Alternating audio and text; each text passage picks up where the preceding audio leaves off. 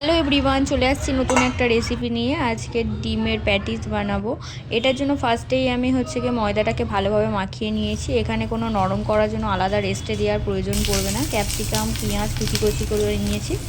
আর এইখানটায় দেখতে পাচ্ছি জিরেটা আমি প্রথমে দিয়ে দিয়েছি, দিয়ে তারপর ক্যাপসিকাম, পেঁয়াজ এগুলো দিয়ে ভালোভাবে ভেজে নেব পরিমাণ মতো।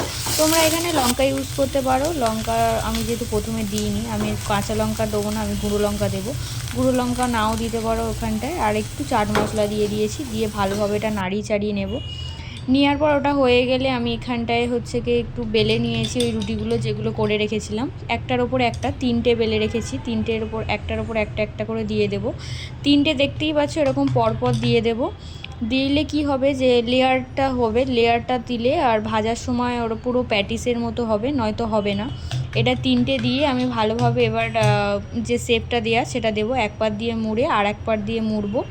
মুড়ে ফের প্রথমে যে ধারটা সেই দিক থেকে একবার মুড়বো। মুড়ে নিলে ফের বেলবো আমি এটাকে ভালোভাবে লম্বা করে বেলে নিতে হবে।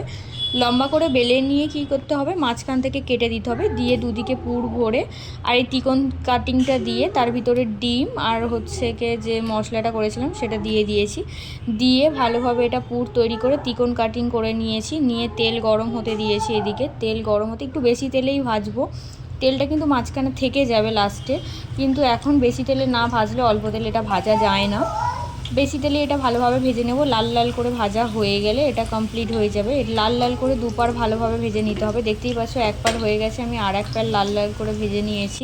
এটার খেতে অসাধারণ লাগে, ডিমটা থাকে যখন, ডিমটা গালে পড়ে, কিছু বলারই নেই। তোমরা জাস্ট ট্রাই করে দেখো, ভালো লাগলে লাইক কমেন্ট শেয়ার করে দিও। আজকের রেসিপিটা এই পর্যন্তই। কাল দেখা হবে নতুন একটা রেসিপি নিয়ে। টাটা।